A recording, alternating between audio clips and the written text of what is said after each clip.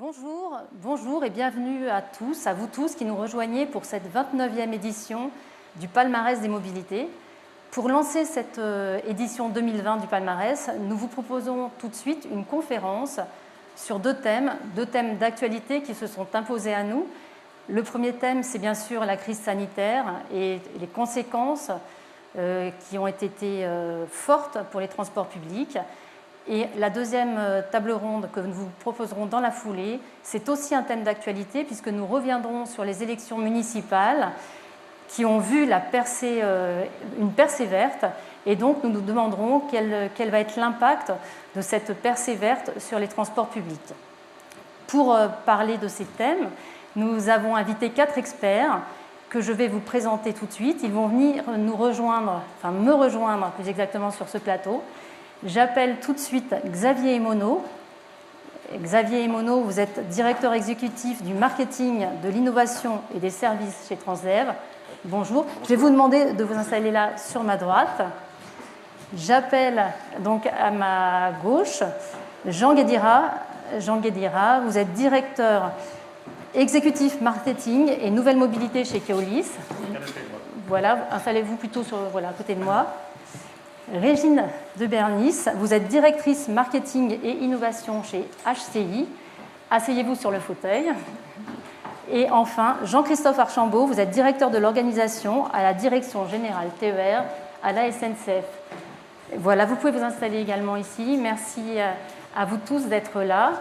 Et donc, avant de vous passer la parole, je vous propose tout de suite d'écouter un élu. Nous avons été voir Louis Nègre, donc le maire de Cagnes-sur-Mer, également président de la métropole Nice-Côte d'Azur et président du GART. Et nous avons été lui poser quelques questions pour lui demander quelles sont ses craintes, puisque les transports publics ont été très impactés par cette crise sanitaire. Et nous avons voulu savoir ce qu'il demande au pouvoir public pour aider le secteur. Nous l'écoutons.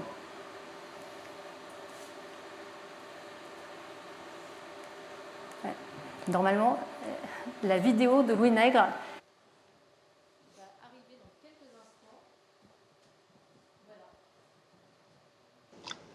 Voilà. Alors, le premier enseignement, c'est que les transports publics ont fait face.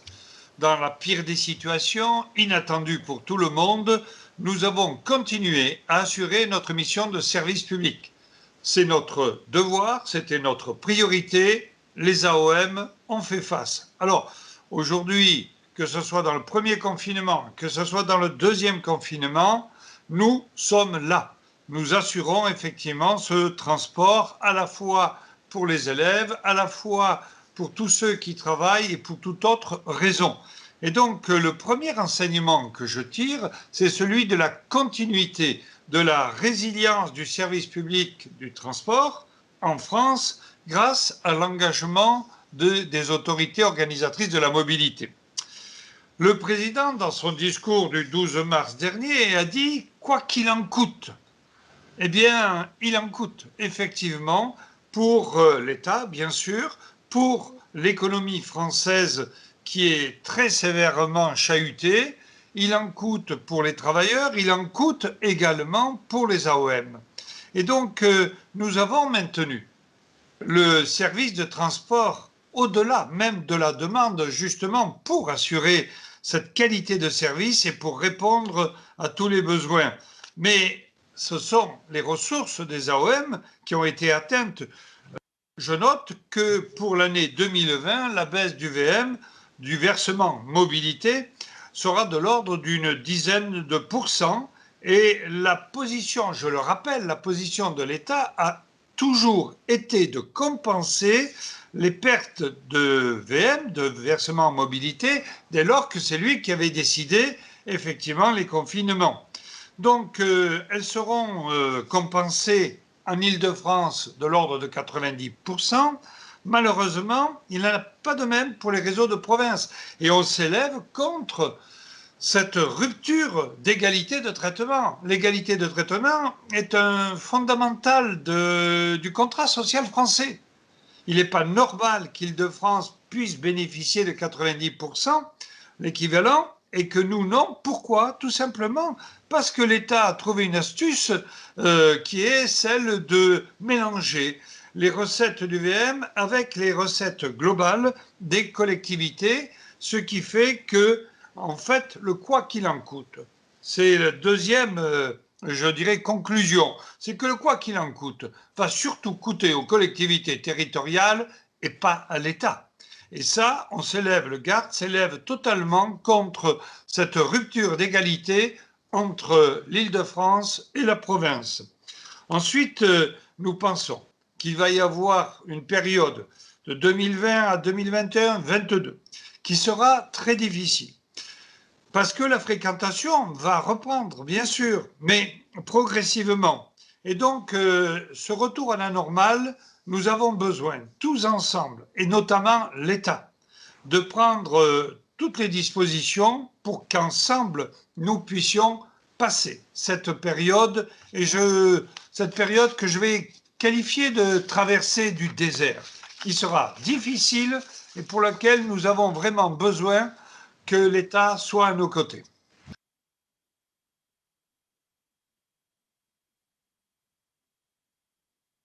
Ben, les plus grandes craintes, incontestablement, sont des craintes financières. Parce que c'est à la fois le versement mobilité qui nous manque, c'est les recettes tarifaires. On estime qu'en 2021, on perdra à peu près 20% de versement mobilité et 35% de recettes tarifaires. Ce sont donc des sommes considérables qui vont manquer dans les caisses. À partir de là, je suis, le GART, est très inquiet pour l'année 21 et voire 22. Donc, je le disais tout à l'heure, nous avons besoin d'un partenariat très fort avec l'État que nous réclamons. Et deuxièmement, nous devons faire face, encore une fois, à une situation financière qui se traduit malheureusement par toute une série aujourd'hui de précautions, un principe de précaution pour sauvegarder les finances des collectivités locales qui sont mises à mal. Elles ont davantage, avec le Covid, elles ont davantage de dépenses, elles ont moins de recettes et en plus, c'est le versement mobilité et les recettes tarifaires qui vont manquer. Donc, j'ai 4 exemples là sous la main de conséquences néfastes. J'ai le report d'investissement dans un syndicat mixte qui avait prévu d'acheter des bus à hydrogène et la France, l'industrie française, nous devons rester leader dans le monde. Mais pour rester leader dans le monde au niveau technologique, encore faut-il qu'on en ait les moyens. Et donc, vous avez dans notre AOM le report du renouvellement des véhicules. Comme c'est une très grande AOM, eh bien, cela représente des commandes de métro et de tram de l'ordre de 500 millions d'euros pour le mandat. C'est énorme. Et là encore, ça a un impact sur l'emploi, ça a un impact sur nos entreprises et sur notre industrie. J'ai un troisième cas. On réduira tout simplement l'offre parce que ce syndicat mixte a des difficultés à faire face et donc est obligé de réduire l'offre. Vous imaginez ce que cela veut dire comme qualité de service, comme accueil, je dirais, de nos clients. Et enfin, j'ai un quatrième cas où c'est un report de projet d'amélioration de l'offre. On avait prévu dans cet AOM un téléphérique, eh bien, il est renvoyé. Sinon, aux calendes grecques, en tous les cas, il est renvoyé. Voilà la situation et donc l'inquiétude du GART et des OM à ce jour. Alors on l'a entendu, on a entendu les craintes de Louis Nègre, les craintes des AOM qui se disent qu'avec leurs finances amoindries, elles vont avoir du mal à maintenir l'offre, les craintes financières. Est-ce que les opérateurs de transport partagent ces mêmes craintes, Xavier Monod? Et quel est l'impact financier pour un groupe comme Transdev? Bien sûr, alors on partage les craintes et puis c'est déjà une réalité aujourd'hui. Alors l'impact, il a plusieurs formes aujourd'hui. Je voudrais juste le rappeler en tout premier lieu, il est humain. On a 84 000 salariés chez Transdev, on a eu 2000 cas de Covid aujourd'hui, donc c'est pas négligeable, et on a eu 40 décès, à compter beaucoup aux US et au Chili. Donc ça, c'est vraiment le premier impact et qui est majeur parce qu'on a continué les opérations malgré cet impact-là. Et puis ensuite, il est économique, on l'a évoqué, donc ça va se compter en dizaines de millions d'euros de déficit cette année. Alors pour quelle raison? Il y a un effet ciseau qu'a un peu expliqué Louis Nègre. On a les recettes qui ont plongé puisqu'on était à plus qu'à 10% de fréquentation en premier confinement. Le versement mobilité qui lui aussi baisser. Et on a maintenu nos coûts à peu près, puisque l'offre était entre 70 et 100%, plus les surcoûts sanitaires. Donc effet ciseau, donc la marche perd. Et puis effet mondial surtout. En fait, il n'y a eu aucun pays où on a pu se rattraper. Il y a eu une exception qui est sur la baisse de fréquentation, qui était la Suède, qui a été un peu moins impactée, puisqu'elle a oscillé entre moins 40 et moins 30% de fréquentation. Mais bon, en tout cas, les chiffres étaient très mauvais aussi. Donc voilà. Et puis dernier point, des activités qui ont été très fortement impactées, qui n'ont pas redémarré, qui sont le tourisme et l'aéroportuaire. Voilà. Et donc tout ça fait que c'est une crise majeure pour nos exploitations et pour évidemment nos résultats financiers. À quoi on s'attend dans les prochains mois? Est-ce que vous avez des études sur lesquelles vous pouvez vous appuyer, qui vous font entrevoir un petit peu, peut-être pas l'avenir, mais du moins les tout prochains mois, l'année 2021? Oui, alors c'est un sujet, surtout lorsqu'on était au creux de la vague, on va dire, pendant le premier confinement. Donc on a réfléchi, je pense, mes collègues aussi, à demain, à la sortie de crise, on récupère combien de voyageurs, hein. Donc ça a été la grande question. On a lancé une enquête en 3 vagues dans le premier confinement, et puis on l'a relancée là récemment dans le deuxième confinement, interrogeant des personnes qui avaient l'habitude de voyager, enfin d'utiliser les transports en commun. Et on leur a demandé, c'est vos intentions de retour. Donc ils sont se prononcer sur je reviens tout de suite, dans 1 mois, 2 mois, et puis je ne compte pas revenir. Donc sur le premier confinement, on était à 17% de gens qui souhaitaient pas revenir, de passagers, on va dire, habitués, mais qui ne reviendront pas. Voilà, donc, et puis on a aussi mis dans nos modèles ces intentions de retour à 1 mois, 2 mois, etc. Et en sortie de confinement, on a constaté que la théorie collait très très bien à la pratique, et nos courbes ont parfaitement suivi ce retour-là, puisqu'à la fin, au mois de septembre, on a tous observé qu'on revenait à peu près à 80% de fréquentation. Ensuite, deuxième confinement auquel on s'attendait un tout petit peu moins, du coup on a ressondé, et on tombe sur des résultats mais un tout petit peu plus pessimistes. Donc, ce qui veut dire que les comportements s'installent dans le temps. Donc on a toujours 17% de gens qui ne souhaitent pas revenir dans les transports. Et puis il y en a 22% qui, une nouvelle frange qui se rajoute et qui dit j'y reviendrai, mais vraiment je ne sais pas quand, mais après la crise. Donc ils repoussent ça au calendrier grec. Et donc là on se dit c'est un tout petit peu plus inquiétant parce que ça s'ancre vraiment dans les intentions de retour.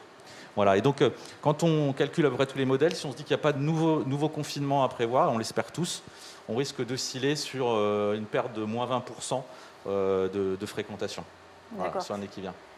Alors, est-ce qu'on peut dire que c'est un tout petit peu moins pessimiste que l'Observatoire de la mobilité initié par l'UTP, l'Union des transports publics, qui montrait que 30% des utilisateurs des transports publics souhaitaient réduire leurs déplacements, en tout cas changer leur façon de se déplacer et éventuellement en se tournant vers d'autres modes de transport? Alors, vous êtes un peu moins pessimiste. Un tout petit peu moins pessimiste. Et après, il y a d'autres effets aussi intéressants à prendre en compte. Il y en a 2. On se rend compte que dans les personnes qui ne souhaitent pas revenir, ce sont surtout quand même des plutôt occasionnels qu'on qualifierait, versus les très fréquents qui, eux, on n'en perd que 5% des très fréquents. Donc, ils ont peut-être moins le choix. Ben voilà, exactement. Donc il y a plein de raisons associées. Mais du coup, si on dit qu'on perd moins 20% de voyageurs, en nombre de validations, ça fera peut-être un tout petit peu moins. Et puis également, on a vu qu'il y a des bascules entre les tarifs. Donc les abonnements annuels ont plutôt bien résisté. Par contre, les abonnements mensuels, eux, se sont déversés sur les carnets de 10. Donc tout ça aussi a des effets sur les recettes et qui seront peut-être un tout petit peu meilleurs qu'attendu. Voilà. Jean Guédira, côté Keolis, d'abord quel impact, même question, comment vous avez ressenti la crise, et puis est-ce que j'imagine que vous aussi vous avez des enquêtes, est-ce qu'elles disent la même chose que celles de Transdev, on peut l'imaginer? Oui, je ne vais pas être très original là-dessus, parce que oui, la fréquentation, on a subi la baisse de plein pot pendant la première période du confinement et après une lente remontée. Donc on a un palier à 80-85% qu'on a atteint suivant les dates de rentrée, d'ailleurs scolaire, universitaire, c'était très sensible. Il y a des villes qui étaient très au-dessus de ça. J'ai Dijon en tête, par exemple. Dijon était quasiment à 100%, à retrouver dès octobre des chiffres très, très intéressants, parce qu'il y a une grande dynamique. Donc ça donne de l'espoir pour ces territoires. Mais voilà, mais après, tout ce qu'a dit Xavier, moi, je ne peux qu'y souscrire. On a lancé, nous, notre observatoire dans la foulée des kioscopies que l'on fait régulièrement, un observatoire de la mobilité au temps des Covid, là, dès le mois d'avril, et on a constaté ça. On a constaté, donc, alors ça aussi, suivant les pays, suivant les territoires, entre 20, 25 ou 30% de gens qui veulent se déplacer différemment. Alors, peut-être qu'ils vont moins se déplacer, peut-être qu'ils vont plus du tout utiliser les transports en commun.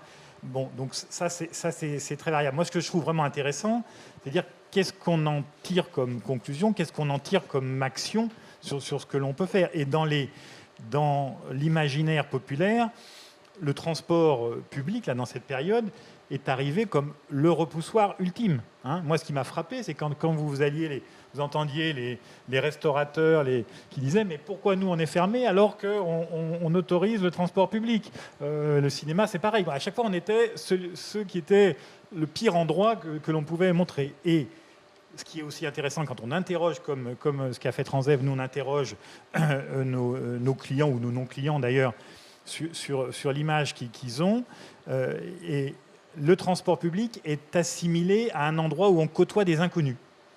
Et la peur de l'inconnu, dans ces périodes de pandémie, est très forte. Donc on a l'impression qu'à côtoyer en inconnu, on risque beaucoup plus qu'à côtoyer ses enfants, sa famille, même si les enfants vont à l'école et on ne sait pas trop ce qu'ils font. Voilà, c'est comme ça. On a 70% des gens qui ont peur des inconnus aujourd'hui. Et c'est complètement paradoxal sur le plan sanitaire, mais aller au restaurant avec des amis sans masque et passer la soirée, on pense qu'on est plus en sécurité qu'être dans les transports publics avec un masque, avec des gens qui ne se parlent pas et avec une distanciation sociale qui est respectée. Donc voilà, il faut en tirer les conséquences pour les transports publics. Qu'est-ce qu'on fait pour essayer de tordre le cou à ça et reconquérir les gens, parce que je pense que ça sera ça qui sera le plus facile, reconquérir des gens qui ont été nos clients, mais qui aujourd'hui craignent pour eux, pour leur famille, pour leurs proches. Justement, qu'est-ce qu'on fait? Donc, ça devient un enjeu majeur, d'abord de rassurer les voyageurs. Oui, alors rassurer. Alors, il y a beaucoup d'études qui sont sorties ces temps-ci pour dire les clusters dans le transport, c'est zéro, etc. Moi, je dis c'est très bien, il faut le faire, mais là, on parle à la raison des gens, et les gens, la raison, ils ne l'entendent pas quand c'est physique et qu'ils ont peur. Hein, c'est épidermique maintenant quand ils sont. Donc il faut que l'on montre que les transports sont un lieu qui est sous contrôle en matière de sécurité. Donc on n'en fera jamais assez dans le nettoyage, la désinfection, les annonces, les gens qui passent, etc. La réassurance humaine. Je pense que ça vraiment, ça contribue.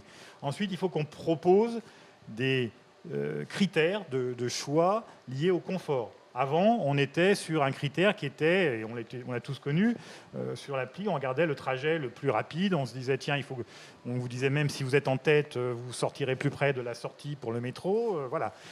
Aujourd'hui, les gens veulent pouvoir savoir est-ce qu'il y aura du monde à bord, est-ce que la correspondance sera chargée ou pas. Il faut qu'on soit capable de fournir ces informations, il faut qu'on soit capable de leur donner ça pour qu'ils choisissent et qu'ils aient l'impression qu'on fait tout pour leur rendre le trajet le plus safe possible. Donc voilà, c'est ce type d'action que nous, on commence à mettre en œuvre en lien, bien entendu, avec les autorités organisatrices. Et par exemple, quand vous dites il faut qu'on prouve, qu'on montre aux voyageurs qu'on nettoie, qu'on désinfecte, comment concrètement, qu'est-ce que vous faites? Vous dites on commence à le faire, qu'est-ce que vous faites concrètement pour convaincre les voyageurs de vos efforts? Par exemple, il y a des annonces qui sont faites pour dire les bus sont nettoyés à telle fréquence, ou les métros. Il y a des équipes qui passent aussi. Hein. Jean-Christophe Archambault le sait, mais TGV à une époque avait lancé ça avec des gens qui nettoyaient, qui passaient. Et voilà, et ça donne l'impression que, même si le sujet des toilettes peut être compliqué, que c'est sous contrôle. C'est ce qu'il faut faire également, le faire savoir, communiquer sans arrêt là-dessus. Voilà, je pense que plus on communiquera, plus on arrivera à convaincre les gens de cette situation. Et c'est vrai que plus les gens sont loin des transports, plus ils en ont une vision apocalyptique. Hein. Donc voilà, c'est à nous de faire cette pédagogie. Régine de Bernis, je vais me tourner vers un autre secteur d'activité. Vous représentez les constructeurs et distributeurs de matériel roulant, de bus. Et comment vous-même avez-vous ressenti la crise? Est-ce que vous avez vu des reports de commandes? Comment ça s'est passé chez vous? Alors, bien évidemment, un ralentissement très brut à partir du début du premier confinement. et ce jusqu'au mois d'août. Peu d'annulations, surtout beaucoup de reports, beaucoup de projets dont on n'avait pas les retours, beaucoup d'appels d'offres décalés, beaucoup de retard dans les mises en œuvre. En revanche, on a profité de ce temps pour se tourner vers nos clients et réfléchir en se disant qu'il y avait sûrement un travail à faire pour rebondir et pour travailler notre modèle économique, puisqu'on s'est aperçu que globalement, le nerf de la guerre dans la transition énergétique, c'était véritablement la mise en œuvre par le financement. Et on avait conscience de tout ce que l'on observait avec tout ce qui a été dit, que le financement allait devenir véritablement le problème numéro 1 et que ça allait durer dans le temps. La volonté est là d'aller vers la transition énergétique et d'aller vers une mobilité verte, mais les finances sont le nerf de la guerre. Et donc justement, comment un groupe comme le vôtre peut agir sur le financement ? Alors nous avons cherché un partenaire.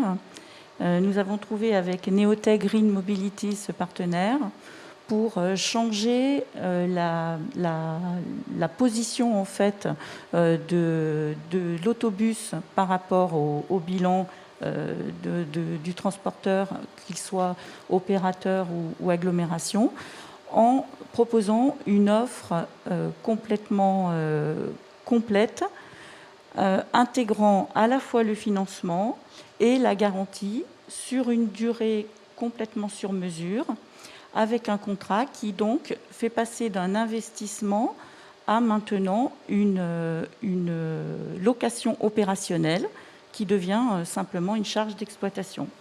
Et donc on a proposé la performance des batteries, surtout aussi dans notre contrat, une garantie complète du véhicule, mais c'est ce qu'on proposait également. Et on s'est aperçu qu'il fallait aussi que l'on réduise énormément le risque, puisqu'on est sur une technologie qui est encore méconnue, qui nécessite forcément des infrastructures, de la formation, qui peut paraître risquée. Et donc, nous avons proposé aussi des matériels très fiables, avec une forte autonomie. Alors nous sommes plutôt sur le secteur, la niche des véhicules courts, de 6 à 8 mètres. Et donc, nous avons proposé cette offre et ça nous a permis de bien rebondir, puisque sur la fin de l'année, on a enregistré beaucoup de commandes, que ce soit avec les groupes ou avec des autorités organisatrices ou des agglomérations. Et est-ce que ces commandes vont vous permettre de rattraper toute cette baisse d'activité que vous avez forcément connue pendant une période de l'année ? Oui, nous, sur cette année, ça va nous permettre de rattraper en ayant beaucoup de commandes prises sur le dernier trimestre et certaines livraisons qui maintenant se mettent en œuvre pour des démarrages sur le début de l'année. Et donc, ces nouvelles solutions que vous proposez, vous les avez vraiment, accouchées, vous les avez vraiment pensées, imaginées et lancées pendant cette période très courte du confinement ? Oui, parce qu'avec ce ralentissement complet, on était complètement à l'arrêt, on n'avait plus du tout d'enregistrement de commandes. Donc, on s'est vraiment demandé comment ça allait pouvoir reprendre. Et voyant les alarmes qui étaient lancées au niveau de la presse par l'ensemble des autorités organisatrices de transport, nous avons compris qu'il fallait proposer un modèle économique différent pour peut-être accompagner les autorités organisatrices dans ces temps plus difficiles. Est-ce qu'on peut avoir une idée justement de l'économie qui peut être réalisée en passant par ce type d'offre pour une autorité organisatrice ? Oui, donc en fait on a réussi à trouver un équilibre où sur des durées qui sont de l'ordre de durée plutôt longue, ce ne sont pas sur des très courtes durées, mais sur des durées de location de 5 à 7 ans, on arrive à rouler au prix du thermique avec un véhicule électrique. D'accord, très bien. Voilà. Merci. Jean-Christophe Archambault, on va repasser du côté opérateur de transport. Donc vous, c'est un petit peu différent de Transdev et Keolis, puisque vous vous adressez à des autorités régionales pour côté TER. Est-ce que vous avez déjà enregistré des diminutions de l'offre de transport, ou est-ce que c'est en cours de réflexion ? Enfin, comment ça se passe ? Comment réagissent les autorités régionales? Sur les impacts de la crise, finalement, je pourrais quasiment avoir le même discours que Xavier et Jean. Donc, je ne vais pas revenir sur les études, les enquêtes, etc. On est un petit peu pareil. Après, ce que j'aurais envie de dire, c'est que, évidemment, ça bouleverse les équilibres de la SNCF en général, y compris économique d'ailleurs. Vous le savez très bien, c'est un peu partout dans la presse.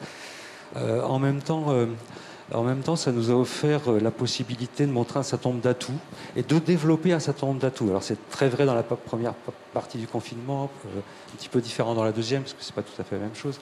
Mais en gros, le travail qu'on a mené avec nos autorités organisatrices nous a montré qu'on pouvait être extrêmement agile, extrêmement réactif dans la variation de nos plans de transport au quotidien, dans la gestion de certaines situation de crise un peu au début, avec quelques affluences auxquelles on ne s'attendait pas, etc. Donc on a monté des outils rapidement, en commun avec nos autorités organisatrices, pour pouvoir travailler sur ces sujets et répondre aux besoins immédiats et dans le temps réel.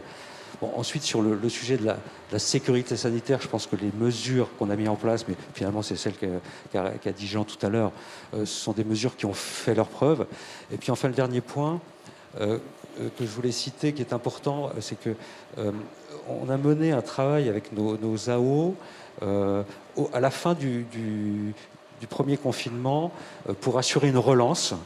Et ça a été extrêmement efficace. On a tous ensemble, avec les 11 autorités organisatrices, ce qui est quand même assez rare, on a monté un plan qu'on a appelé TER de France et qui a permis de récupérer. Fin août, on avait 80% de nos clients. Donc voilà, on a pu montrer un certain nombre d'atouts d'agilité. Après le deuxième confinement, il ne ressemble pas au premier. Actuellement, on est à peu près à... je crois que je regardais les chiffres ce matin, à peu près, on a récupéré à peu près 45% du trafic. Voilà, donc il nous en manque encore 55. Mais ça augmente progressivement. On retrouve quelques occasionnels qu'on avait, où ça avait fortement chuté. Alors, c'est important les occasionnels pour nous parce que c'est une clientèle très contributive par rapport à nos abonnés. Et les plans de transport, finalement, nos AO ont choisi de ne pas les baisser ou quasiment pas les baisser. Autant au premier confinement, on était quasiment à zéro. Autant au deuxième confinement, on est aux alentours de 80%. Voilà. Alors si je devais résumer les 3-4 enseignements là, de la crise dans laquelle on est encore, je le ferai comme ça. Là. Le premier enseignement, c'est que finalement TER, parce que voilà, je parle essentiellement de TER, TER c'est quand même une solution d'avenir. Pourquoi c'est une solution d'avenir? Pourquoi la crise nous l'a montré?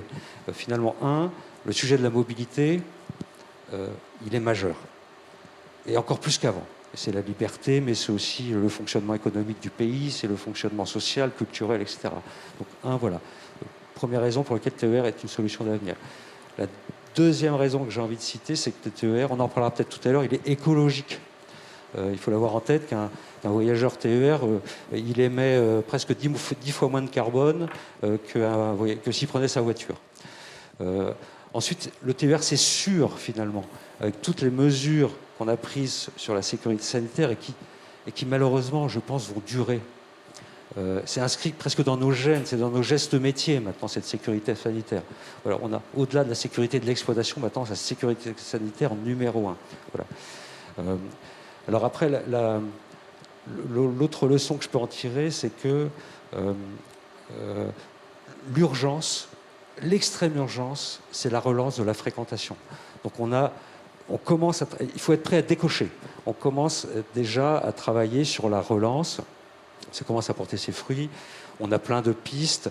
Alors peut-être que c'est un peu plus facile pour TER que dans l'urbain. C'est-à-dire que notre clientèle est plus variée. Donc on travaille beaucoup en ce moment sur les occasionnels, sur les jeunes. 40% de notre clientèle, c'est les jeunes. Évidemment, on tient compte des nouveaux comportements autour du télétravail. Plusieurs régions déjà, plusieurs autorités organisatrices se sont engagées dans des abonnements pass télétravail. Alors, Sud PACA l'a fait, Nouvelle-Aquitaine l'a fait. Occitanie vient de sortir aussi un abonnement qui peut concerner plusieurs employés d'une même entreprise qui viennent chacun leur tour travailler. Enfin, voilà, on est sur ces relances-là en tenant compte des nouveaux comportements. Une autre leçon qu'on tire, c'est l'importance du travail la solidité du travail en commun avec nos autorités organisatrices tout au long de la crise, et ça existe encore. Et ça, c'est pas nouveau, mais c'est vraiment à consolider. On a travaillé main dans la main avec nos 11 autorités organisatrices durant toute cette crise. Et enfin, la dernière leçon que j'en tire, mais bon, c'est plutôt un constat, c'est que heureusement que TER s'est transformé pendant les 5 ans qui précèdent. C'est-à-dire qu'on arrive dans cette crise, dans une situation qui est bien meilleure que ce qu'elle était en 2012 ou en 2016. Vous savez que TER, entre 2012 et 2016, ça a été assez catastrophique. On a perdu des clients et les coûts ont continué à augmenter. C'est un monstrueux effet de ciseaux. Depuis 2016, il y a un redressement assez significatif. On a regagné 10% de clients, on a baissé nos coûts de manière inédite, on a amélioré la qualité de service qui était très critiquée. On a 30% de trains en retard moins qu'avant. On a ouvert le TER au digital, à travers notamment l'application SNCF qui offre plein de possibilités super sympas et faciles et fluides pour les clients qui veulent faire du report modal. Enfin, voilà. Donc c'est ça la dernière leçon que j'en tire, c'est que heureusement que TER s'est transformé et arrive super bien armé dans cette crise et pour relancer la fréquentation, malgré, je confirme, des enquêtes qui prouvent que bon, voilà, ce sera progressif. Et puis effectivement, on a aussi des enquêtes qui nous disent que 30% des gens ne reviendront pas ou pas tout de suite. Et aussi des enquêtes qui disent, si je me souviens bien, je crois que c'est 57 ou 58% des Français qui disent « je suis prêt à changer mon mode de transport pour un mode de transport plus écolo ». Ça, c'est positif. Donc nous, on croit à la dynamique de relance. Après, elle sera quand même progressive. Voilà. Et puis ça n'empêche pas les impacts économiques, évidemment. Et donc, vous avez dit que les AO, les autorités organisatrices, n'avaient pas modifié leur plan de transport.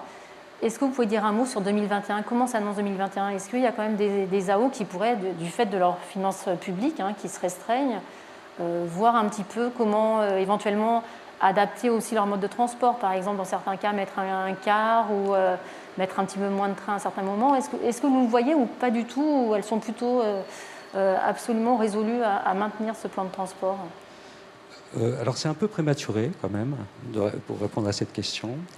Malgré tout, le court terme, là, le très très court terme, c'est les vacances de Noël, où là vraiment volonté de maintenir un plan de transport. Alors c'est vrai pour TGV côté SNCF, c'est vrai pour nos AO, puisque là il y a fort enjeu. Si jamais jeudi prochain, je crois que c'est jeudi, le Premier ministre annonce une sorte de sortie du confinement à partir du 15 décembre, là on sera prêt. Et là c'est vraiment le très court terme, il n'y a pas question de baisser le plan de transport. Après dans l'avenir, c'est vrai que les impacts économiques, certes, ils sont SNCF, mais ils sont surtout pour nos AO. Et c'est important. Notre boulot, nous, c'est de faire en sorte de garder une performance économique et de les aider à faire monter des clients dans les trains pour effacer, ou en tout cas essayer d'effacer cette difficulté économique. Moi, ce que je pense, c'est que actuellement, nos concitoyens, ils n'ont pas envie qu'on enlève des trains. Voilà. Et donc, nos AO en sont conscientes et je pense qu'on en restera sur des plans de transport, alors peut-être quelquefois adaptés, parce que, par exemple, le télétravail peut amener à adapter le plan de transport, l'étalement des pointes. Donc, c'est plutôt quelques changements comme ça que l'abandon ou la baisse du plan de transport. Moi, j'y crois pas. Donc, on est plutôt dans cette dynamique où on va plutôt maintenir les plans de transport, voire les développer, voire les bouger dans certains cas, mais pas une dynamique où on va la baisser. D'accord. Et en creux, vous dites, et si j'ai bien compris, la SNCF va aussi faire des efforts pour diminuer les coûts, pour justement que les AO puissent continuer à maintenir ces plans de transport pour essayer de reconquérir de la clientèle. Alors c'est notre boulot de diminuer les coûts. Alors c'est pas la première fois. Avec la concurrence qui arrive. Je l'ai dit tout à l'heure, depuis 2016, on a diminué de manière très importante nos coûts. C'est pas fini. Nos AO nous disent encore qu'on est trop cher, donc c'est pas fini. La concurrence arrive. J'ai des concurrents en face de moi. Voilà. Et bien sûr, notre exercice continue. Entre 2021 et 2025, on a un plan stratégique qui nous amène à baisser les coûts de manière très importante. Mais c'est notre boulot. C'est notre boulot, faire en sorte que les AO continuent à nous choisir grâce à des coûts qui diminuent sur la tendance qui est déjà prise depuis quelques années. Vous avez évoqué la prise en compte de nouveaux comportements, puisque effectivement, le télétravail s'est développé à un rythme d'un seul coup très important. Vous avez évoqué différents types de nouveaux abonnements. Notamment, il y a un abonnement en Provence-Alpes-Côte d'Azur, abonnement spécial télétravail. Est-ce que vous pensez que ça va être amené à ce type d'abonnement très spécifique va être amené à se développer, aussi bien du côté des régions que du côté des réseaux urbains? Est-ce qu'on est en train de réfléchir à de nouvelles tarifications? Alors là, qui veut répondre? Xavier Monod, par exemple, et après je vous passerai la parole. Là, c'est un travail. Enfin, nous, on est consultés généralement et on n'est pas décisionnaire sur cet aspect-là dans nos contrats. Mais ce sont des discussions qu'on commence à engager. Et oui, enfin, aujourd'hui, c'est peut-être un peu prématuré.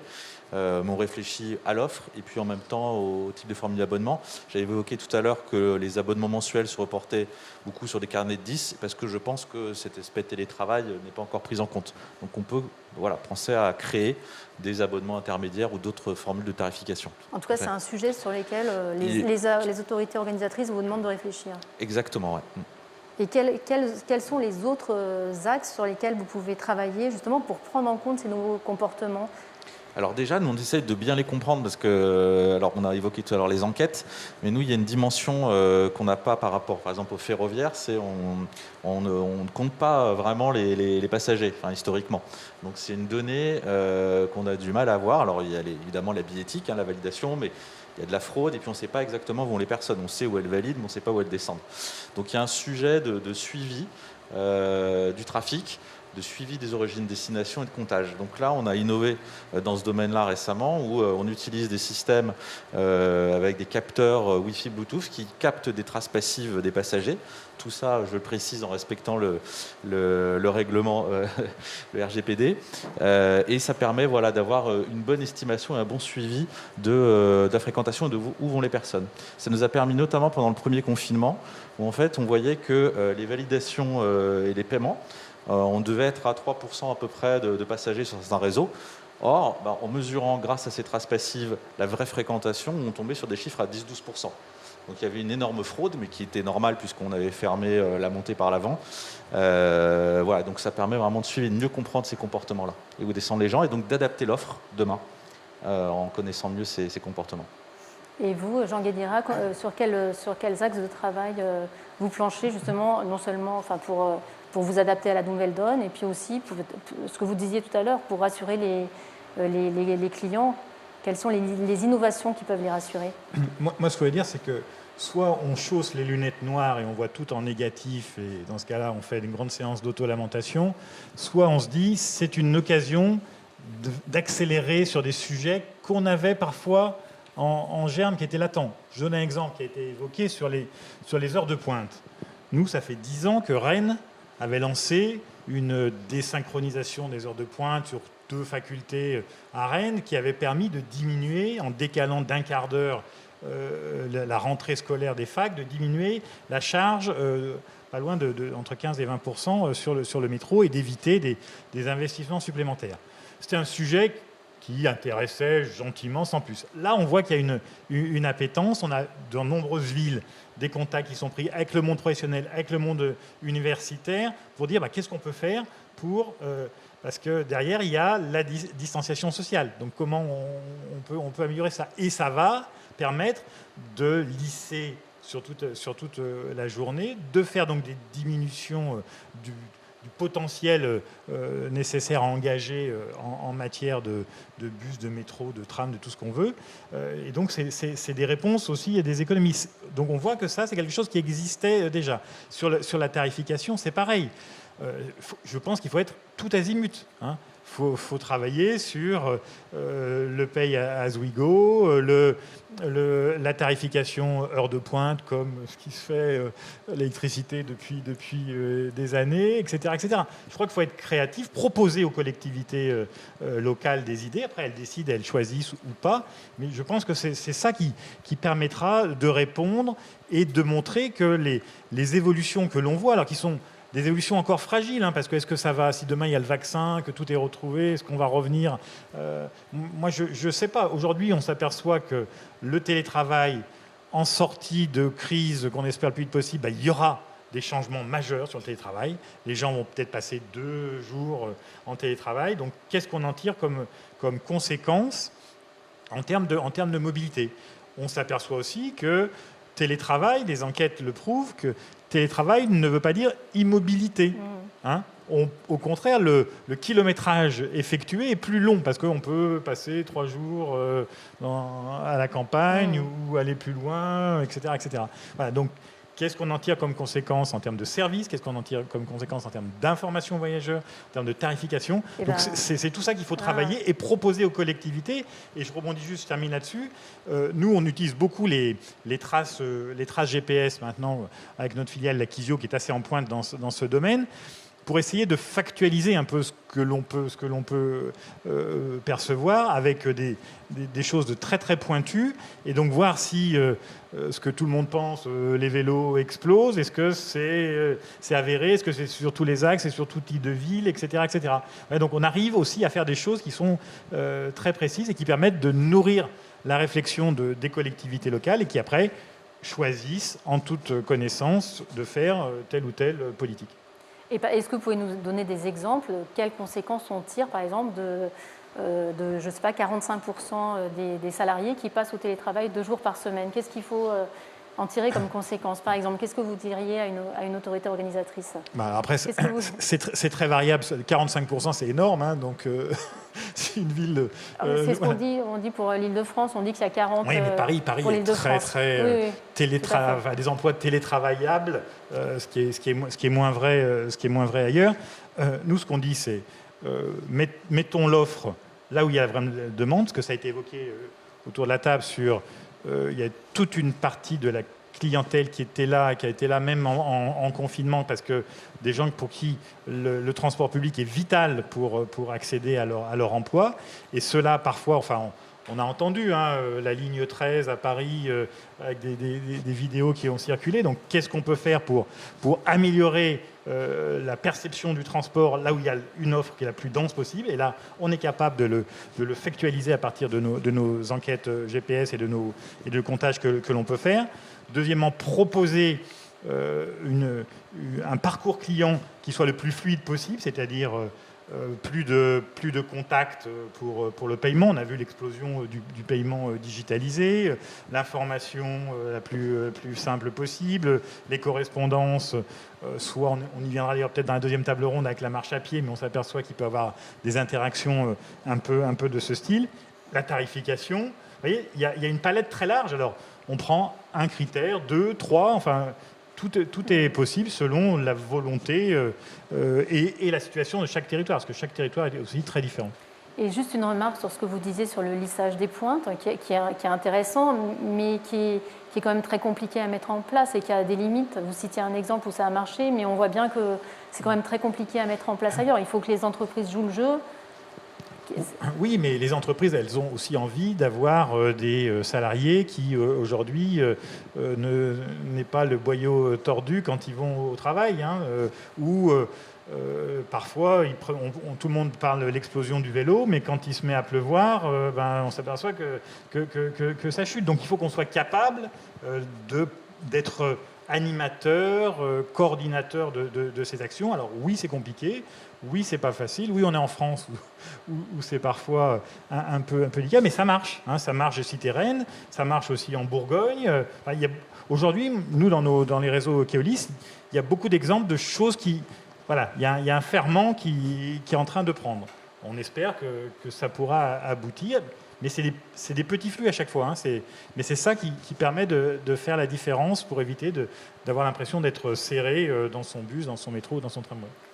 Et vous, Régine de Bernis, comment vous pouvez prendre en compte, au niveau d'un distributeur de bus, comment vous intégrez cette dimension changement des comportements qu'on a vu avec la crise sanitaire? Est-ce que vous pouvez proposer des innovations qui peuvent répondre aux demandes des opérateurs ou des autorités organisatrices des mobilités? On se questionne justement sur la façon d'accompagner ces changements comportementaux. On s'aperçoit que les tailles des groupes sont un facteur assez important. Donc nous, on est positionné actuellement sur les véhicules courts. On est en train de travailler et développer pour développer le reste de la gamme en 10, 12 et 18 mètres électriques. On travaille également beaucoup sur un certain nombre d'offres pour accompagner du transport à la demande, Donc avec certains réseaux, on a déjà mis en place des navettes électriques en transport à la demande.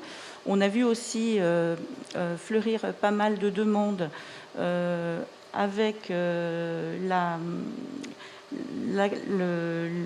dualité télétravail et travail quand même sur place, d'une offre de navettes pour sécuriser et rendre plus confortable aussi l'acheminement des salariés sur certains sites un peu éloignés, quelquefois de gares. Donc on a ce type de choses qui apparaissent. Également, on a une demande forte de zones montagne, stations balnéaires qui sont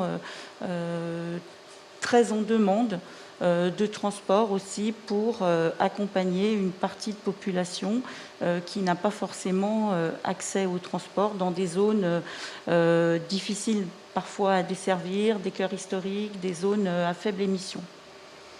Merci. Et avant de passer à la deuxième partie de cette table ronde, je voulais vous faire réagir, Jean-Christophe Archambault, à ce qu'a dit tout à l'heure Jean Guidira, à propos de ce qu'on constate, un changement de comportement. Télétravail, ça veut dire non seulement peut-être moins de mobilité au quotidien, mais peut-être des plus longtemps, des parcours différents. Est-ce que vous, côté SNCF, vous ressentez justement des changements au niveau de la façon de voyager de vos clients ? Oui, alors là aussi c'est peut-être un petit peu prématuré. C'est-à-dire que pour l'instant on est quand même dans la crise, on n'est pas encore sorti. Il ne faut pas s'imaginer qu'on va sortir comme ça très très vite.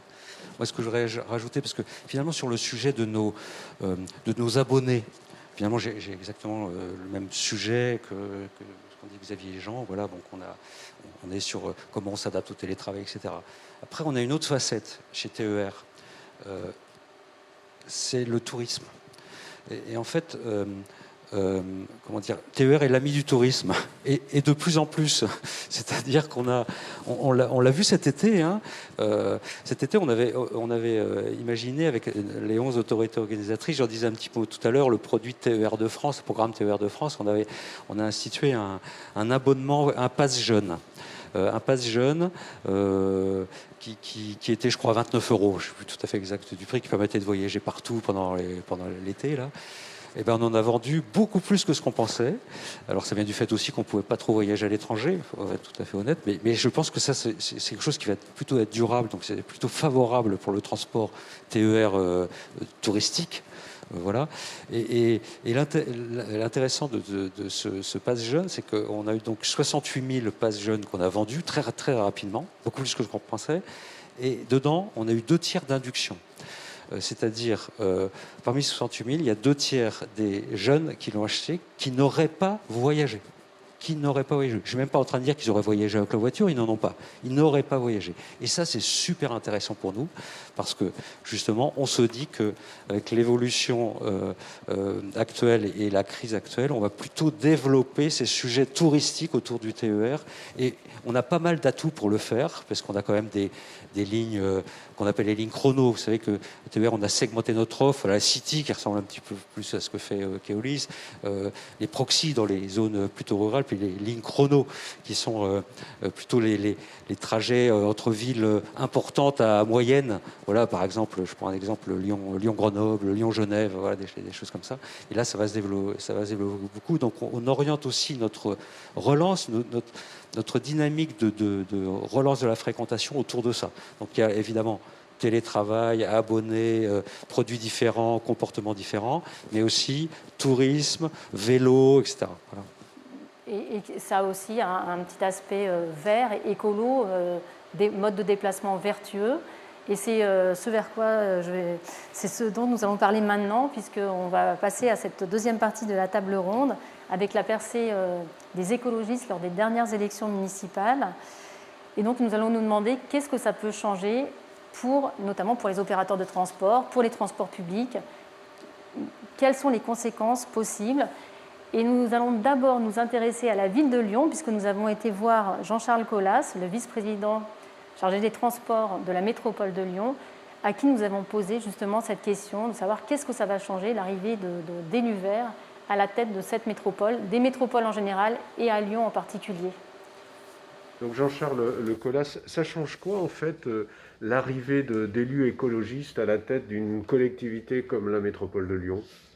D'abord, je pense que l'arrivée d'élus écologistes à la tête de plusieurs métropoles, ça change une vision de l'aménagement du territoire et justement de la métropolisation. C'est vrai qu'on a vécu ces dernières années avec une métropolisation, une désertification rurale, une mégalopolisation des métropoles. C'est plus du tout notre système de pensée, et je crois qu'au-delà du système de pensée des élus écologistes, c'est aussi une évolution sociétale. Si les élus écologistes ont été portés à la tête de métropole, c'est parce que la société a évolué et qu'aujourd'hui on veut un aménagement plus équilibré du territoire avec une aire métropolitaine, des aires métropolitaines qui fonctionnent en pôle multipolaire et pas obligatoirement tout spécialisé dans le cœur d'une métropole qui aurait tous les emplois et autour des villes qui seraient des villes dortoirs. Sur la métropole de Lyon, c'est une évolution sensible, puisqu'effectivement c'était peut-être l'une des plus grosses mégalopoles qui voulait être plus grosse que le bœuf. Donc là, il y a un vrai changement. Non, nous ne croyons pas que la métropole doit encore gonfler en termes de population, qu'elle doit par contre, ou plutôt en revanche, mieux travailler avec les territoires voisins, qu'elle ne doit pas se limiter juste au territoire de la métropole, mais réfléchir à l'ensemble de l'aire métropolitaine Lyon-Saint-Étienne, qui compte 3 millions d'habitants, qui est beaucoup plus large, qui a la chance d'avoir plusieurs pôles urbains, Roanne, Bourg-en-Bresse, Ambérieu, Bourgoin-Jallieu, Vienne, Saint-Étienne bien évidemment, autre métropole, et qu'elle doit travailler en partenariat avec l'ensemble de ces territoires, et notamment pour répartir les emplois, les logements, les activités, et diminuer la mobilité contrainte. Ça, c'est un premier enjeu essentiel. Et dans le cadre de cette ère métropolitaine, la vraie révolution, mais qui est dans l'air du temps, c'est de se dire qu'on ne doit plus réfléchir qu'au transport urbain intra-métropole, mais aussi au RER métropolitain. On parle de RER à la lyonnaise ou de services express métropolitains dans les services de l'État. L'idée, c'est de dire, on a 700 000 voitures chaque jour qui rentrent ou qui sortent de la métropole et qui viennent donc des autres territoires ou qui vont dans les autres territoires. Il faut aussi qu'on leur propose des alternatives en transport collectif, et pour faire 30, 40, 50 km, la bonne alternative, c'est le RER. Vous avez parlé du territoire de la métropole de Lyon, de l'aire métropolitaine. Si on pense maintenant à la ville de Lyon, qu'est-ce que ça va changer pour elle? L'objectif, c'est de réduire le nombre de voitures qui circulent globalement sur la métropole et sur le cœur de la métropole, pour réduire la pollution en premier, puisqu'on fait partie des 10 zones françaises qui dépassent les seuils de pollution. Donc ça veut dire mettre en place une zone à faible émission. Elle a déjà commencé à être mise en place, mais on va l'accélérer. L'objectif pour nous est de sortir du diesel dans les 6-7 ans qui viennent, de diminuer le nombre de véhicules qui circulent pour regagner de l'espace public, pour partager l'espace public avec le mode piéton, avec le mode vélo, que l'espace public soit à vivre, et pour laisser de l'espace pour les transports collectifs aussi, et diminuer les émissions de gaz à effet de serre globales. Bref, retrouver une ville à vivre et pas seulement à voiture.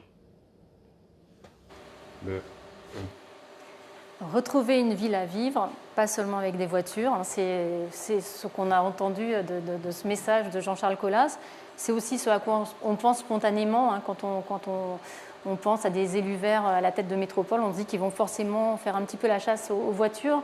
Est-ce que vous, Jean Guédira, c'est peut-être un petit peu tôt, les élections municipales, c'était il n'y a pas si longtemps, et puis il y a eu cette crise qui a changé un petit peu, qui a perturbé un petit peu le fonctionnement des institutions.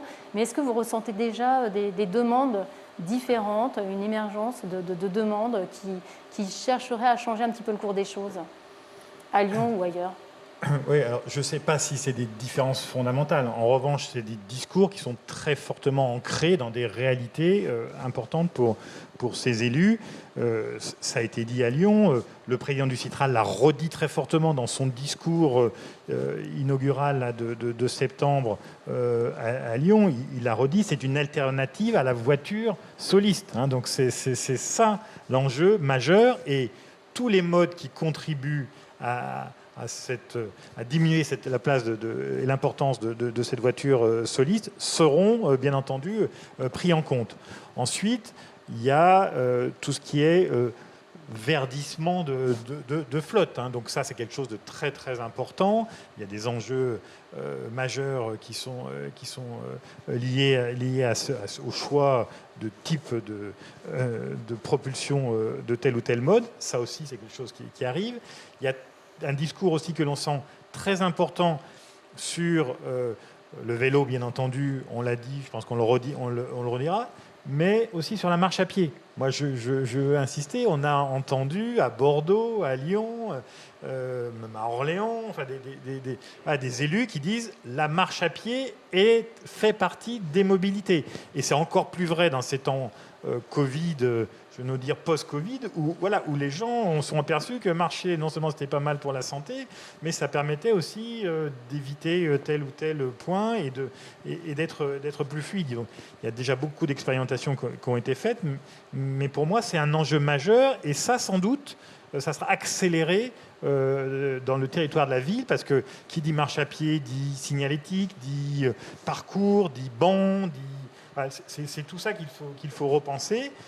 Et on est dans nos champs de compétences en tant qu'opérateur des transports, parce que le client est le même. Il passe d'un mode à l'autre assez facilement, et donc il faut qu'on arrive à lui proposer cette continuité. Donc nous, c'est ce qu'on voit, et puis ça a été dit très fortement sur les réseaux express métropolitains. Là aussi, c'est quelque chose qui revient. Alors, ça commençait à être un peu en émergence. Je suis bien placé pour le savoir. Là, quand j'étais chez SNCF Réseau, on en parlait un petit peu. Mais voilà, ça a été, Lyon l'a dit, Bordeaux le dit. C'est parce qu'on s'aperçoit qu'à un moment où l'argent public va être rare, le choix va être déterminant. Et Bruno Bernard l'a dit dans son discours inaugural, voilà, c'est l'intérêt général qui prime. Donc on met l'argent public là où c'est le plus efficace, ça correspond à la demande, et d'éviter peut-être des lignes qui sont plus des lignes entre guillemets politiques que vraiment efficaces en termes de mobilité. Donc voilà un peu ce que l'on peut voir comme dans les premières approches, mais comme vous disiez, c'est encore un peu tôt, quoi. Xavier Monod, comment mieux articuler justement ces modes doux pour lesquels il y a de plus en plus d'engouement, je pense notamment au vélo. Comment mieux articuler donc le vélo, éventuellement la marche aussi, avec les transports publics? J'imagine que les AOM vous demandent aussi de travailler là-dessus, sur l'intermodalité, une intermodalité accrue. Oui, tout à fait. Alors d'abord, on croit dans tous les modes collectifs. On est vraiment convaincu que c'est la bonne solution aux enjeux de décarbonation, d'équité, de justice sociale, équité territoriale, pardon. Donc on y croit. Alors il y a deux façons de travailler. Il y a d'abord de travailler sur toutes ces verticales, donc tous les modes, parce qu'on y croit à tous ces modes-là. Donc si on prend par exemple le vélo, c'est pas une nouveauté pour nous, on y travaillait déjà beaucoup avant. On a dans nos villes une flotte à peu près 5000 vélos en libre-service, à peu près l'équivalent en location longue durée, avant d'avoir mis en place le contrat maintenant fameux à Paris de Véligo, l'offre Véligo. Donc c'est la location longue durée qui a été mis en place, donc une première flotte de 10 000 véhicules, puis là une première option de 5 000. Donc les passagers louent pour une durée de 6 mois, plus 3 mois renouvelables, à raison de 40 €, dont une partie d'ailleurs peut être prise en charge par l'employeur. C'est un succès phénoménal. Et là, on voit qu'aujourd'hui, il y a une vraie appétence pour cette formule-là, et que d'autres villes réfléchissent sur ce sujet. Donc, évidemment, on pousse du service là-dessus. L'infrastructure, c'est plutôt pas nous, à l'exception du stationnement et du parking sécurisé, qui est important. Un des enjeux, c'est quand même de retrouver son vélo à la fin de la journée. Donc on travaille là-dessus. Et puis après, il y a un sujet qui est cette bonne intermodalité, comme vous l'évoquiez. Et là, aussi, on va amener quelque chose de positif et de nouveau. C'est une facilité d'usage. Et on va tomber sur la problématique du MAS, qui nous est cher chez Transdev.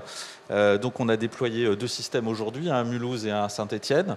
Saint-Étienne est un déploiement un tout petit peu plus large et il est plus récent, donc c'était au mois de septembre. Rencontre un très bon succès puisqu'on a à peu près 35 000 aujourd'hui utilisateurs dans le premier mois, avec 6 000 utilisateurs par jour. Et surtout, les personnes qui utilisaient auparavant les anciennes applications plus traditionnelles font un taux d'usage de plus 40%. Donc ils utilisent beaucoup plus cette application. Donc le MAS, c'est quoi? C'est une seule application. Vous avez votre calculateur d'itinéraire qui vous dit, pour aller du point A au point B, toutes les hypothèses et tous les modes utilisables. Et puis vous pouvez payer via cette application les modes que vous utilisez. Et donc ça inclut le vélo libre-service, les taxis, tout le transport public. Donc ça, c'est un vrai succès. Attention, ce n'est pas la baguette magique, ça ne vous apporte pas de l'offre là, il n'y en a pas. Par contre, un vrai confort d'usage et ça convainc les quelques autosolistes qui hésitent et ils peuvent basculer grâce à ce outil-là. Donc pour vous, c'est un accélérateur pour passer au transport public. Exactement. C'était ce qui était, en tout cas, ça a toujours été la thèse initiale du MAS, où ça a été créé en Finlande, hein, c'était de créer le Netflix du transport et que les gens laissent leur voiture. Il n'existe quand même pas encore le Netflix du transport pas totalement, version mais MAS. On en est encore loin. On y travaille, et là, ça rejoint la deuxième problématique que vous évoquiez tout à l'heure, qui est de travailler sur la tarification et les abonnements. On peut se dire demain, voilà, un package intelligent combinant les différents modes peut être proposé, et ça, c'est une valeur ajoutée pour le passager.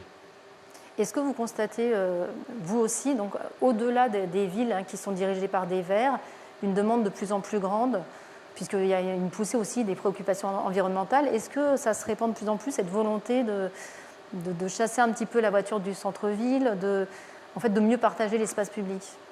Oui, tout à fait. Il y a quelques réflexions qui y apparaissent. Donc, pour l'instant, ce sont des signaux faibles, mais sur comment on redistribue l'offre de transport sur le territoire. Et donc, en privilégiant les modes actifs sur le centre-ville et en redispatchant, et notamment aussi notre offre bus plutôt sur l'extérieur pour aussi avoir une meilleure couverture. Donc ça, c'est une première réflexion. Puis il y a une deuxième réflexion qui est amener plus de flexibilité dans l'offre aussi. Et donc ça se fait via du transport à la demande. Alors il y a le transport à demande classique qu'on imagine, vous appelez avec une centrale de réservation ou via une appli. Et puis il y a une autre formule que nous on développe, qui est à partir de lignes vraiment traditionnelles fixes, de rendre flexibles certaines parties pour desservir des zones peu denses. Donc c'est ce qu'on a mis en place au Havre pour desservir la zone portuaire. Vous partez de la gare et puis vous signalez soit via l'appli, soit au conducteur où est-ce que vous souhaitez vous arrêter dans la zone. Donc c'est vraiment à la demande. Et puis il y a un algorithme qui calcule, qui optimise le trajet. Et ce dont on s'est rendu compte, c'est que finalement on a sur cette zone-là 2 fois plus de passagers et on fait moins 30% de kilomètres. Donc en termes de CO2 par passager, on réduit de moins de 60%. Donc c'est vraiment une adaptation de l'offre aux besoins, à la demande, après une étude fine, j'imagine. Exactement. Et donc c'est vertueux puisque donc une meilleure offre passager. Et puis derrière, comme je vous l'ai dit, voilà, une réduction du taux de CO2 par passager. Donc on y gagne vraiment.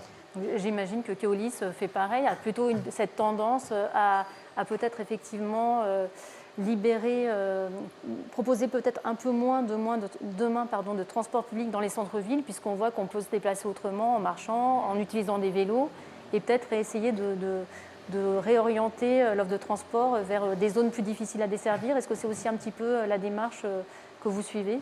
Alors, moi, ce que je veux dire, c'est qu'il n'y a pas de solution unique. Donc, chaque territoire est différent, chaque territoire a des cultures, des générateurs différents, parce qu'il suffit qu'on ait un grand générateur en centre-ville, il peut nécessiter du flux massif. Donc, il faut vraiment être... notre credo, c'est partons du territoire, la connaissance fine du territoire, et c'est à partir de là qu'on propose des solutions à nos autorités organisatrices qui nous semblent être les meilleures solutions. Mais sinon, oui, le transport à la demande, on voit que c'est... Aujourd'hui, nous, on doit avoir 70 services de transport à la demande en France, donc quasiment dans toutes les DSP, il y a du transport à la demande, même s'il est très différent, il y a du transport à la demande virtuel, qui est en zone dense, en zone peu dense.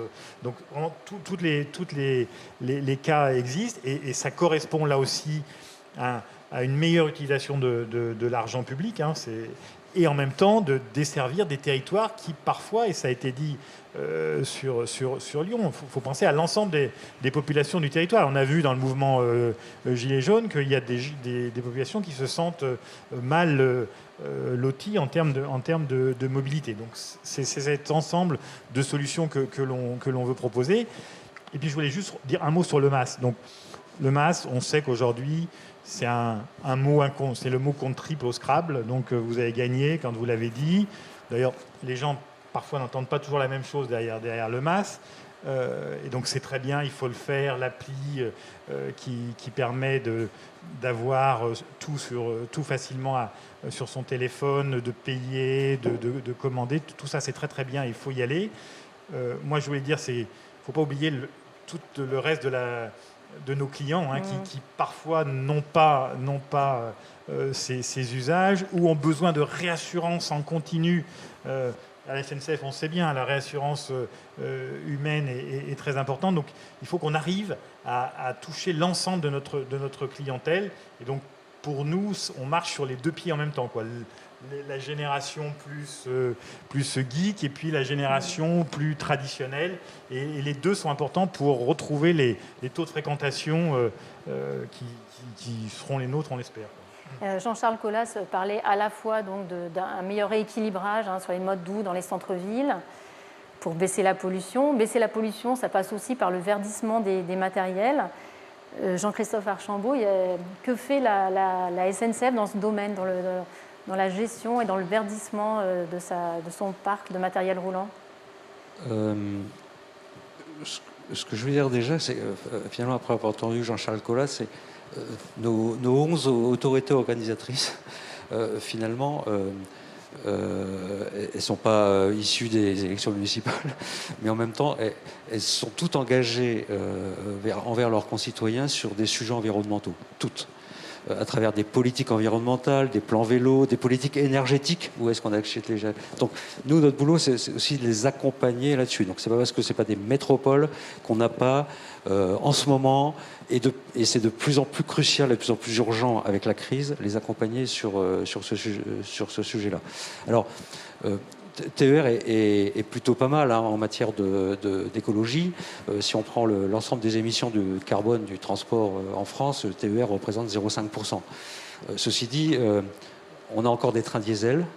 On a encore à peu près 25% de rames TER qui sont en diesel. Et donc, même si on est déjà plutôt vert, il faut encore baisser notre empreinte carbone. Et voilà. Et d'autant plus que ça rejoint un peu ce qu'on se disait là sur la relance de la fréquentation. Nous, on considère que cet atout, cette performance écologique, c'est un atout commercial. C'est un atout commercial majeur, et je suis persuadé qu'on va le voir. C'est-à-dire, on est en train d'essayer d'inventer des systèmes, des tarifs, des offres commerciales qui sont liées au carbone, par exemple. Une sorte de fidélisation liée au carbone. Moi, je suis persuadé que ce sera un élément majeur de relance. Alors, comment on s'y prend chez TER? Donc, on a depuis un an, on travaille sur un programme qu'on a appelé Planétaire, qui va largement au-delà du verdissement de la flotte, d'ailleurs entre parenthèses, dont je pourrais dire un mot pour répondre à votre question. Et en fait, le programme Planétaire qu'on a préparé depuis un an est lancé en septembre, fin septembre. Il comprend un externe d'ailleurs. En fait, il a une signature qui résume le plan.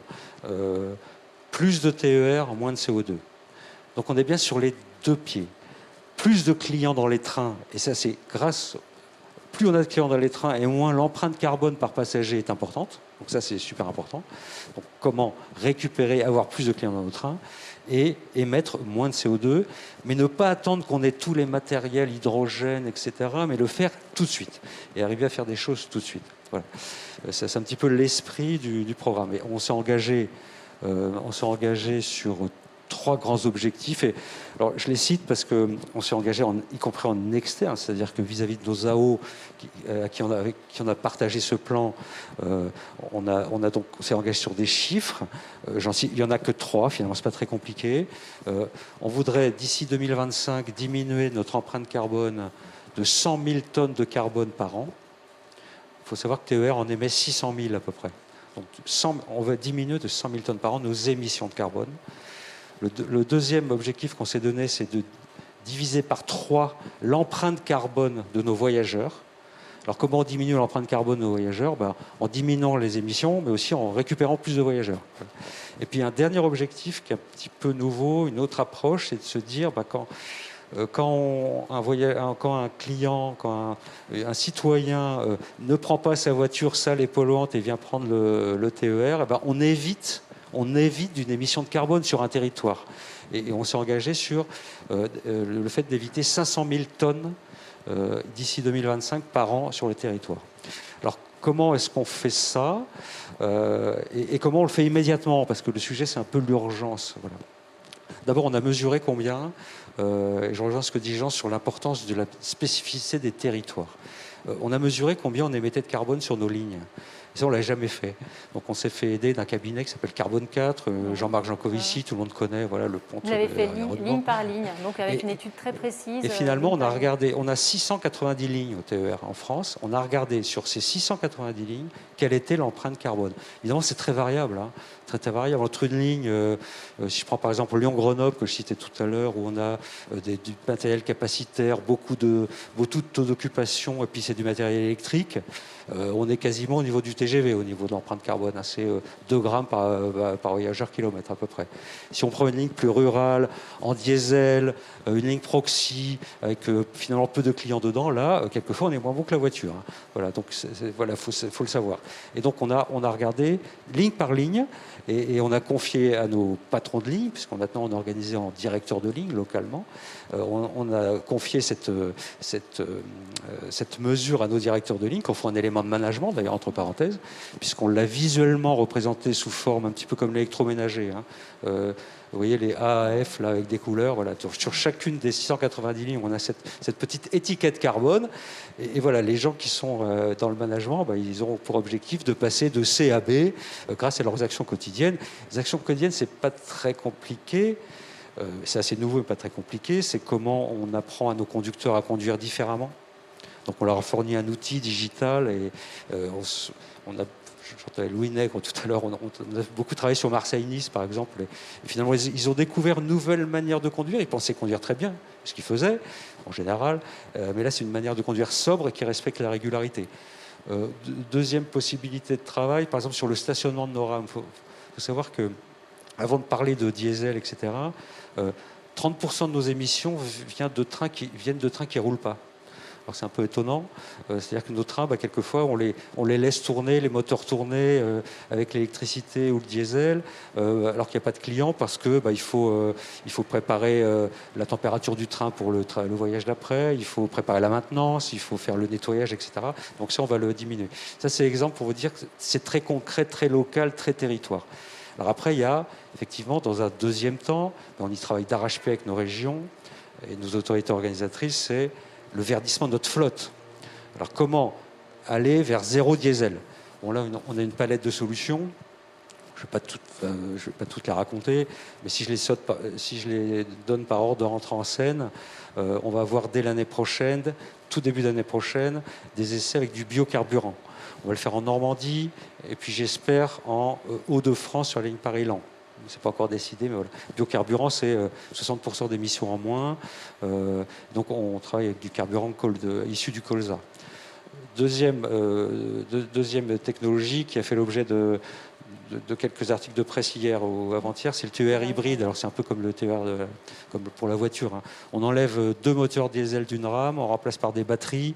Les batteries sont alimentées soit par l'électricité, si ce sont des rames bimodes, soit à travers le freinage, l'énergie développée par le freinage, ça alimente les batteries. Ça, c'est 2021, 2022, on va commencer à faire des essais, etc. Ensuite, on a des choses un petit peu plus lointaines, mais sur lesquelles on travaille beaucoup. C'est le TER à batterie. On enlève tous les moteurs, on met des batteries. Alors c'est génial là pour les lignes où on a un peu d'électrique, un peu de caténaire et aussi du parti sans caténaire. C'est-à-dire que pendant que la rame roule sous caténaire, ça recharge les batteries. Et après, on a de l'autonomie pour être sur la partie diesel. Puis enfin, là, il y a le fameux train à hydrogène. Un petit peu plus tard, on est plutôt sur la 2024 probablement. On est en train ça va, c'est pas si loin que ça. Alors pour moi, c'est du moyen terme. Voilà, moi, je suis aussi dans le court terme. C'est ce que je vous expliquais tout à l'heure sur ce programme planétaire. Donc le train à hydrogène, donc là, c'est le top. Hein, c'est zéro émission. Donc il y a zéro émission de carbone. Et donc ça, on est aux alentours de 2024, peut-être passage en commercial plutôt aux alentours de 2025. Avec de l'hydrogène vert. De l'hydrogène vert le sujet de l'hydrogène, il est au-delà des rames hein, et au-delà des trains. En fait, le train hydrogène, c'est quoi? C'est un réservoir d'hydrogène qui alimente une pile à combustible qui alimente des batteries, un système de batteries recyclables. Le sujet, c'est quoi l'écosystème hydrogène? Comment on le produit pour qu'il soit vert? Plutôt à partir de l'électrolyse de l'eau, c'est ce qu'on veut, c'est ce que nos AO veulent. Hein, voilà. Je pense que c'est tout à fait faisable. C'est comment on le produit, comment on le distribue aussi, Donc ça veut dire qu'il faut revoir un peu la distribution. On voudrait que la production soit locale, que la distribution soit locale dans nos technicentres. Donc, là, le sujet, c'est un écosystème sur lequel on accompagne évidemment nos autorités organisatrices. On ne travaille pas que sur le matériel. Enfin, c'est un beau projet, l'hydrogène. Et là aussi, finalement, c'est du cas par cas, puisque c'est fonction des territoires. Vous aurez des solutions à proposer territoire par territoire. C'est-à-dire qu'il y aura une multitude, mais en tout cas, une batterie de solutions en fonction. Je pense que c'est comme ça qu'il faut raisonner, que chaque projet a sa zone de pertinence, que c'est le choix. Bon, toutes les régions se sont engagées autour de ces produits-là. Le choix est à faire par les régions. Les investissements sont à faire par les régions, bien entendu. Certaines de ces solutions sont plutôt transitoires. Je prends l'exemple, par exemple, du train hybride, c'est plutôt transitoire. Lorsqu'on pourra enlever les moteurs diesel qui restent, tant mieux, voilà, on fera faire. Et puis certaines sont beaucoup plus pérennes, comme le train à hydrogène. Mais vraiment, ça dépend des territoires. Et le train à hydrogène, on peut penser que ça va couvrir quelle part du matériel, quel pourcentage, pour avoir une idée? Parce qu'on peut imaginer que ça va être finalement une part assez faible du parc. Franchement, je ne sais pas encore le dire. C'est beaucoup trop tôt. On doit avoir donc 25% de parc diesel. Ça doit représenter à peu près 500 rames à peu près en diesel. Non, je ne sais pas. Je pense que dans un avenir qui est quand même, pour le coup, un petit peu plus lointain, ça pourrait concerner une part quand même assez importante. Voilà, si on y arrive et si les technologies prouvent que c'est bien ça qu'il faut faire. Si on arrive à faire de l'hydrogène vert, à le produire correctement et localement, je pense que ça a plutôt un bel avenir. Très bien, merci. Régine de Bernis, je me tourne vers vous maintenant. Toujours sur la question du matériel roulant, est-ce que vous observez, vous, avec justement cette arrivée de nouveaux élus, de nouvelles demandes, une nouvelle tendance quand on vous fait une commande de matériel? Est-ce que vous entendez des demandes un petit peu nouvelles? Oui, de réduire au maximum, comme je le disais précédemment, le risque par une meilleure connaissance aussi du produit. Donc nous livrons nos véhicules avec des wallbox très faciles à implanter. C'est un souci aussi, l'implantation, surtout sur les petites agglomérations ou sur des villes qui passent du diesel. On était habitués, les constructeurs, à livrer un véhicule. Et ensuite, on ne s'occupait plus forcément de la mise en exploitation. Ici, on doit travailler sur un système, un écosystème. Et puis, on s'aperçoit que ce système dépend aussi de la façon, de l'énergie qu'on va utiliser, de la façon dont on va recharger. Donc, on travaille beaucoup avec des villes qui ont misé sur le bilan carbone vertueux en optimisant et en travaillant avec une énergie solaire. Voilà un peu les demandes que l'on a. On s'est aperçu qu'on avait des demandes aussi de full maintenance, full service, c'est-à-dire qu'on nous demande de proposer vraiment une solution tout à fait complète. Donc c'est complémentaire de l'offre dont je parlais précédemment, de location opérationnelle, puisqu'on peut aussi inclure ces prestations, de façon à avoir un véhicule qui est facile à mettre en œuvre dans un délai assez court, puisqu'on s'affranchit aussi pour certaines petites villes de l'appel d'offres, qui pose quelquefois souci, puisqu'il faut l'écrire, ensuite recevoir les offres, et puis il y a le risque aussi de se tromper. Avec cette solution, on a une solution très souple, très flexible. On l'a dit, l'argent public est rare. Donc on a de moins en moins droit à l'erreur. Donc ça permet de tester un véhicule électrique et de ne pas avoir à se soucier ensuite de sa seconde vie, puisqu'il restera la propriété de notre partenaire Neotech Green Mobility, et donc il est repris en fin de contrat. Ça permettra aussi d'accélérer donc un renouvellement, puisque au bout de la durée du contrat, on peut repartir sur un matériel neuf sans se soucier du second marché de l'électrique. Est-ce que donc vous apportez une nouvelle solution de financement, puisque on le sait, les finances publiques se font plus rares. Est-ce que malgré tout, donc tous vos clients ne passent pas par ce modèle de financement, est-ce que les AO sont prêtes à payer un peu plus cher un matériel, parce que qui dit matériel plus écologique dit souvent aussi plus cher? Oui. À l'achat, c'est un surcoût, mais le surcoût est rattrapé ensuite dans l'utilisation, puisque la maintenance est vraiment très réduite sur ce type de matériel. Et on a, oui, forcément des opérateurs et des privés qui ont franchi le pas pour les bénéfices apportés en termes de bilan carbone, et aussi parce que certaines villes, pour aussi leur image, pour aussi améliorer leur fréquentation, ont passé le pas et se sont tournés vers l'électrique.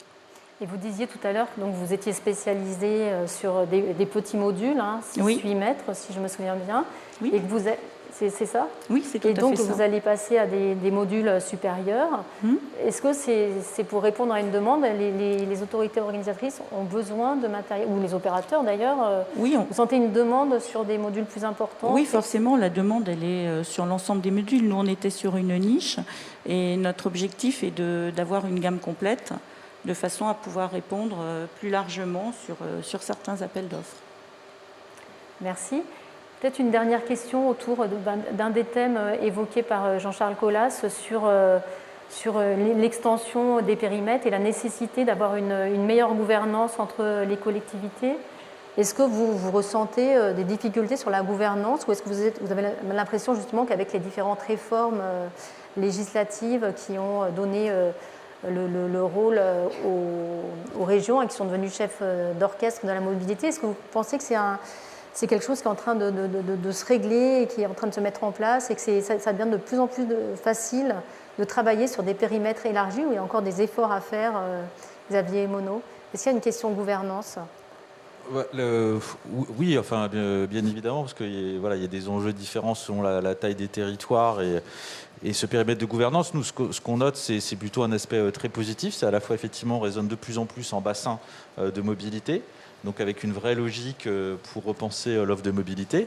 Et puis, ça fait ce sont des entités qui se saisissent du sujet supplémentaires aujourd'hui, et donc ça accélère l'attention portée sur nos modes de transport. Donc, moi, je vois plutôt ça de façon très positive. Voilà. Donc pas, comme le disait Jean-Charles Colas, qui voyait encore une petite difficulté à mettre tout le monde autour de la table pour arriver. C'est peut-être plus des questions politiques que des questions qui se posent au niveau des opérateurs de transport. Oui, alors quand même, au bout d'un moment, plus on est autour de la table, plus faut s'aligner, et donc dans certains cas, ça peut être un peu plus difficile, mais en tout cas, ça accélère, moi je pense, nos sujets et notamment la transition écologique.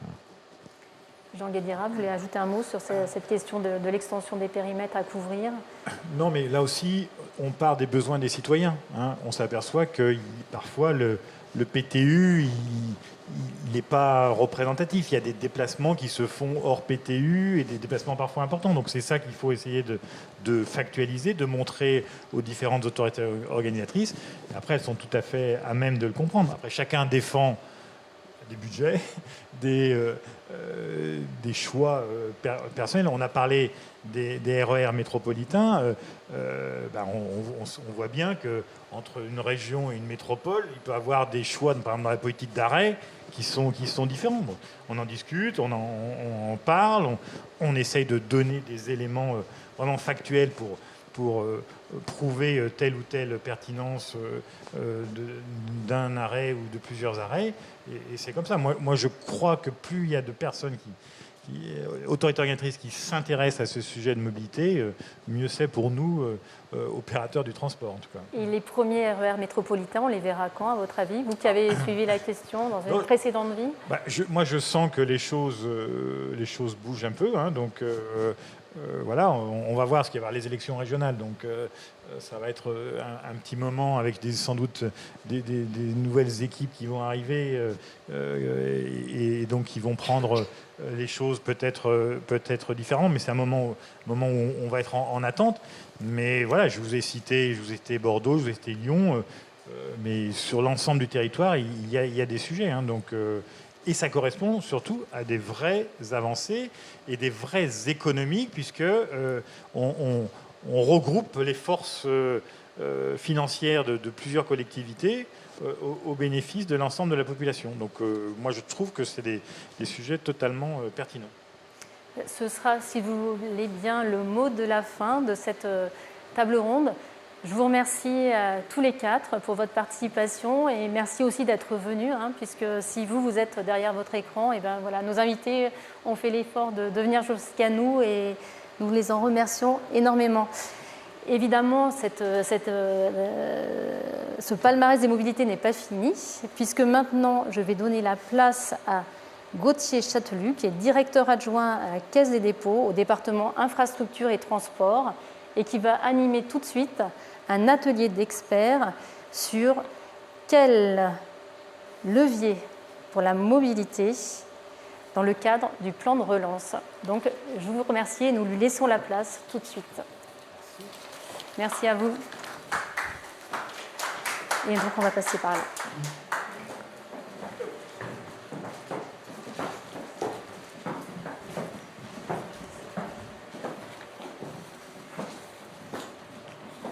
Bonjour. Alors, je vais regarder comment ça marche.